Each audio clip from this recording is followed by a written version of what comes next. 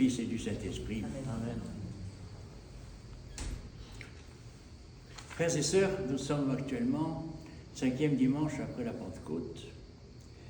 Et nous sommes donc encore dans ce cycle des lectures selon Matthieu, avec lesquelles en réalité nous reconstituons toute la vie publique du Fils, du Christ, qui a commencé par l'appel des premiers disciples et déjà les premiers enseignements, et en particulier donc ce qu'on a entendu, non pas aujourd'hui, mais il y a déjà 2 ou 3 semaines, des extraits du Sermon sur la montagne. Et voilà qu'aujourd'hui, nous assistons à un autre épisode, un épisode de guérison, mais qui met en jeu un affrontement direct avec un possédé, c'est-à-dire en réalité avec ceux qui le possèdent. Parfois, il y en a qui se demandent encore, y a-t-il véritablement une puissance du démon? Y a-t-il véritablement un diable? Eh bien, s'il fallait y avoir des doutes aujourd'hui, l'épisode d'aujourd'hui doit évacuer immédiatement toute hésitation sur ce point. Permettez de bien souligner qu'une chose, c'est que lorsque, à la vue de Jésus, donc cet homme, deux démoniaques, s'adresse à lui comment? Fils de Dieu, pourquoi viens-tu nous tourmenter avant l'heure? Nous sommes au chapitre 8 de Matthieu. Nous sommes au début de la vie publique du Seigneur. Ces hommes, ces êtres, sont les premiers à dire « Fils de Dieu ».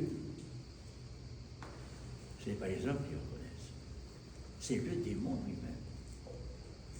Le même démon qui va aller à l'encontre du Christ dans le désert après le baptême, et auquel il devra dire « Arrière de moi, Satan ». Et donc, Fils de Dieu, pourquoi viens-tu nous tourmenter avant l'heure? Car le démon sait qu'il a perdu. Ce que dira après le Christ, ne craignez rien, ça c'est après la j'ai vaincu le prince. Et donc, c'est dès le début de la vie publique qu'il y a cet affrontement, cette rencontre, comme un signe que le Seigneur lui-même nous donne. Oui, je suis venu aussi pour sauver le salut du genre humain, mais ce salut passe par une victoire sur l'adversaire, sur le démon, sur le diable, il y a plusieurs noms, sur Lucifer, porteur de lumière, l'ange déchu, ou les anges déchus. Voilà donc ici cet rappel très ferme, très net, et qui nous dit que le Christ Dieu est maître de toutes choses, est maître de toute vie, il a le pouvoir sur toutes les forces, et il a le pouvoir sur le démon, bien évidemment. Mais comment réagissent-ils, ceux qui sont en ces hommes? Car c'est bien le démon. Tu permets-nous de nous transférer dans ce troupeau de porcs. Il le permet, c'est très étrange, hein? Mais d'accord, donc il s'agit de ces esprits qu'on ne voit pas, et qui se transfèrent dans le troupeau de porcs, et aussitôt celui-ci se jette dans la mer, et en réalité coule. Vous savez pourquoi il coule aussi? Parce que les fonds marins, c'est aussi l'un des espaces du démon. Le démon est dans le désert, il est dans les déserts. Il est peut-être présent un petit peu parmi nous de temps en temps en ville, il est la discorde, c'est vrai, mais fondamentalement, il siège dans les abîmes, dans les déserts. Que ce soit le désert des sables, ou le désert des forêts, par exemple, avec Saint-Séraphin, où il va rencontrer justement aussi directement les démons en disant qu'ils sont hideux, en parlant au pluriel. Et voilà donc pour cet épisode qui est là pour nous rappeler que nous sommes appelés à suivre Jésus. En suivant Jésus, nous suivons le Fils de Dieu qui est venu pour notre salut et qui a vaincu véritablement donc le démon, mais qui s'agit encore. Et à ce propos, je pense qu'il est intéressant, important, de citer également, de revenir sur l'épître de Saint Paul aux Romains. Déjà, depuis 2 ou 3 semaines, nous avons à plusieurs reprises entendu que nous étions sauvés par la foi, plus que par les œuvres. Les œuvres sont bonnes, mais c'est par la foi que nous sommes sauvés et la grâce de la foi. Et aujourd'hui, Paul revient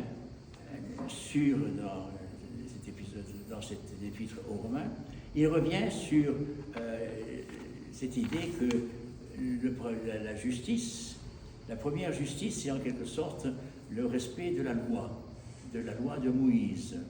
En effet, il dit, Moïse définit la justice qui vient de la loi. L'homme qui mettra ces choses en pratique vivra par elle. Mais voici comment parle la justice qui vient de la foi. Ne dis pas dans ton cœur qu'il montera au ciel, c'est en faire descendre le Christ, qui descendra dans l'abîme, c'est faire remonter le Christ d'entre les morts. Que dit-elle? La parole est de toi, dans ta bouche et dans ton cœur. Bon, c'est la parole de la foi que nous prêchons. La parole de la foi que nous prêchons.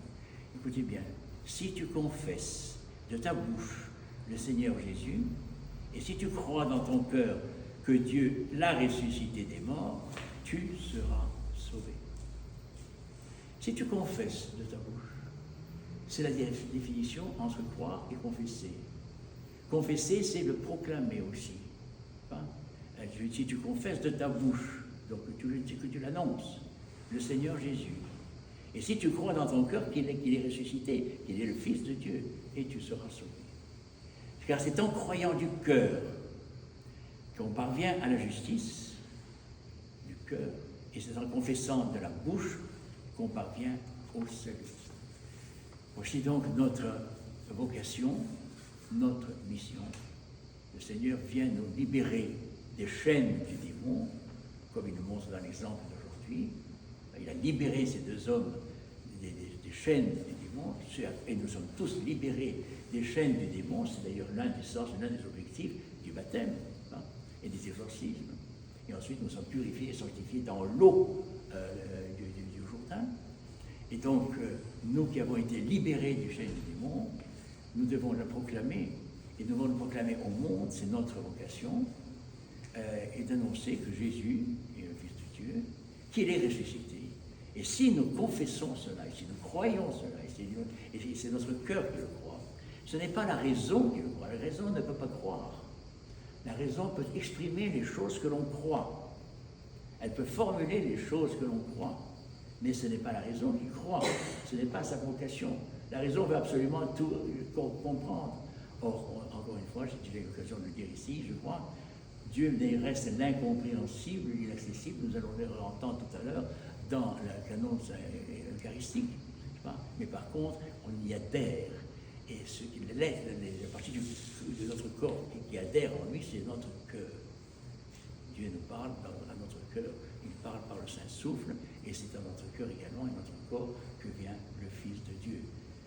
Ce n'est plus moi qui vis, c'est le Christ qui vit en moi. Il ne faut pas avoir peur de ces paroles. Au contraire, elles donnent courage. Elles donnent courage, elles donnent force. Il faut s'abandonner un petit peu.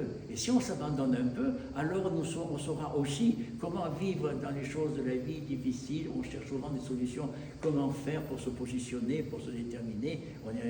Il y a des tensions, des conflits. C'est en priant chaque jour, ce Fils de Dieu, mort et ressuscité, pour qu'il soit en nous et qu'il vienne en nous par le Saint-Souffle. C'est ça toute notre théologie, par le Saint-Esprit. C'est le Saint-Esprit qui vient en nous d'abord et qui nous permet aussi de recevoir le Fils, celui que nous allons recevoir tout à l'heure justement à la Sainte Communion au Calice. Et c'est en ayant en nous et le Fils et l'Esprit Saint, et par là même nous pouvons accéder à travers eux au Père, que nous acquérons toutes de nouvelles forces pour lutter contre toutes nos passions, toutes nos tentations, et aussi tous nos jugements et toutes nos condamnations des autres. Car la condamnation de l'autre, c'est la mort. Et par contre, l'acceptation de l'autre, c'est la vie. C'est cela que le Christ nous